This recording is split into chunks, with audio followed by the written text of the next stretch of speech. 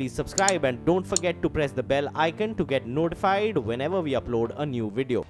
पश्चिम बंगाल में पंचायत चुनाव को लेकर हुई हिंसा के बीच केंद्रीय मंत्री बाबुल सुप्रियो ने मुख्यमंत्री ममता बनर्जी पर हमला बोला है। बाबुल सुप्रियो ने आरोप लगाया कि ममता बनर्जी उम्मीदवारों को डरा धमकाकर नामांकन भरने से रोक रही हैं।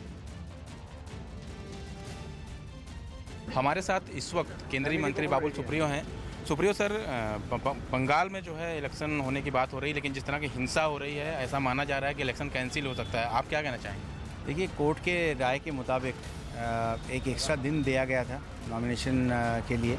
जिस शर्मनाक तरीके से स्टेट गवर्नमेंट ने डराया स्टेट इलेक्शन कमीशन को, और जो व्यापक हिंसा बंगाल में हुई है, 6-7 लोगों की जान गई है।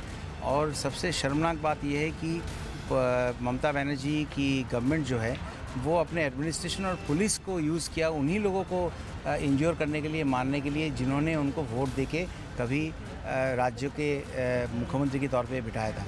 आज उनकी बातचीत जो है वो राज्य की मुख्यमंत्री, एक राज्य की मुख्यमंत्री को शोभा नहीं देती है। वो टीएमसी की नेत्री बन के रह गई, ये दुख की बात है।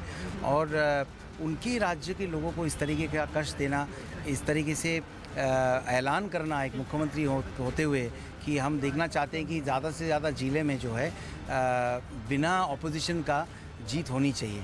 और आज भी देखिए जिस तरीके का घटना घट रही है, इसको दोहराने में भी शर्म आती है। किसी नॉमिनी को नॉमिनेशन विड्रॉ करने के लिए उन्हें फोर्स किया जाता है। जब वो राज़ी नहीं होते तो उनके 6 मंथ प्रेग्नेंट वाइफ को उठा के लेके जाते हैं और उनके साथ जो है गलत काम जो होते हैं।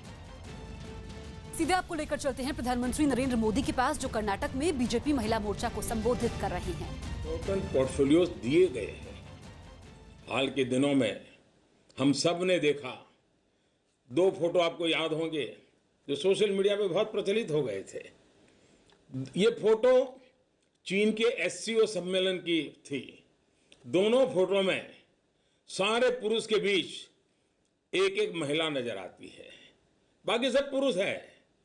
ये फोटो कई देशों के रक्षा मंत्री और विदेश मंत्रियों की थी, और उनमें एक फोटो में सुषमा स्वराज जी एकमात्र महिला विदेश मंत्री थी,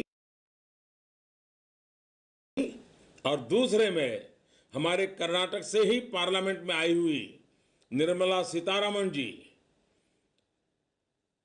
और दोनों का कर्नाटक के साथ बहुत गहरा नाता रहा है।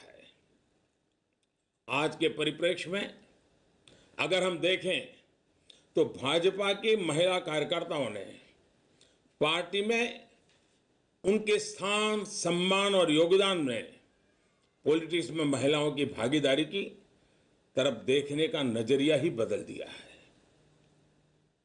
मैं हमेशा से कहता हूं, हमें राज्य का चुनाव जीतना है और जीतेंगे। हमें असेंबली कॉन्स्टिट्यूंसी जीतना है, हम जीतेंगे, चुनाव भी जीतेंगे। लेकिन कार्यकर्ताओं के पास मेरा हमेशा आग्रह रहता है, और मेरे लिए वो सबसे बड़ी महत्वपूर्ण बात है, वो पोलिंग बूथ जीतना। अगर पोलिंग बूथ हम जीतते हैं तो दुनिया की कोई ताकत हमें विधानसभा में हरा नहीं सकती। दुनिया की कोई ताकत विधानसभा के चुनावों में हमें पराजित नहीं कर सकती। और इसलिए विजय कहां है? विजय पोलिंग बूथ में है। बाकी सब उसके असरें हैं, उसका प्रभाव है। जीतना पोलिंग बूथ है। अब जब लड़ाई बूथ पर लड़नी हो, घर घर जाकर कर्नाटका की कांग्रेस सरकार के झूठे वादे, झूठी बातें, झूठे कारनामे, उसका पर्दाफाश करना होगा। हर एक से भारत की विकास यात्रा में जुड़ने के लिए अपील करनी है।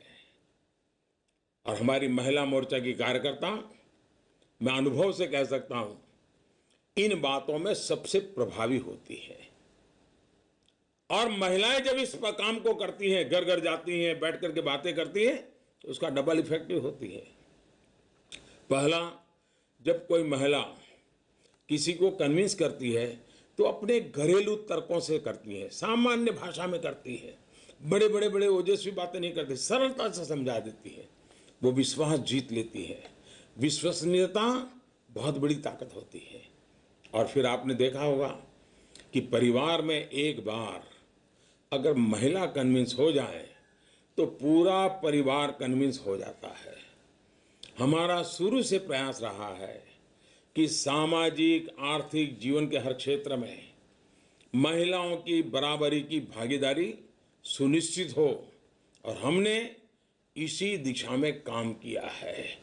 अब आप देखिए, हमारे यहाँ उज्ज्वला योजना की जो लाभार्थी बहनें हैं, आप उनको मिला करके रोज एक जुलूस क्यों नहीं निकालते? पोलिंग बूथ में ही उज्ज्वला की लाभार्थी बहनें 25 मिनट, आधा घंटा, पौने घंटा का रोज एक जुलूस निकाले अलग अलग इलाके में। लोगों को पता चलेगा कि इन गरीब महिलाओं की जिंदगी में इतना बड़ा बदलाव आया है। और इसलिए मैं चाहूंगा, हमने बेटी बचाओ बेटी पढ़ाओ अभियान शुरू किया, जिसके परिणाम स्वरूप सेक्स रेशियो बहुत बेहतर हुआ है। 161 जिलों में, 161 जिलों में इसके सफल क्रियान्वयन के बाद अब देश के 640 डिस्ट्रिक्ट में इस योजना का विस्तार किया गया है।